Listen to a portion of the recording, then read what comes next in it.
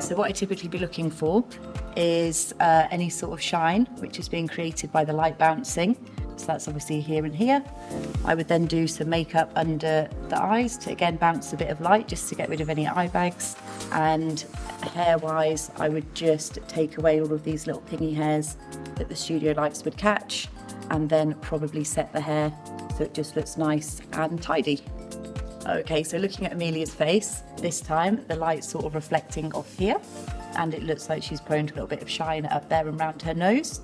So I would concentrate on taking the shine away from that, evening out skin tone, putting some light reflecting concealer under her eyes, covering a little blemish here. Main focus would just be on hair. So just again where you see all these pingy hairs, and just recurl all of these to look natural, but it will just read better on camera, be less distracting. So I feel like showing up to a job without having everything that you need is just not really an option. You just wouldn't get booked again. And that's whether you're assisting someone or whether it's just you're the sole makeup artist. And being the sole makeup artist is more pressure because you could have anything thrown at you on the day and you just need to have all bases covered.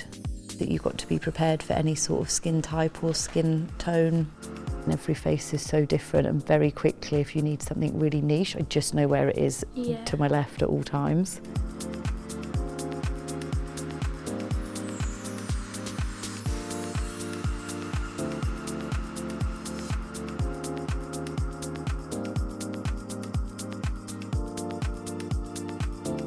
Do you have any tips to get into the industry? Because obviously it's quite hard starting out as someone who hasn't done anything.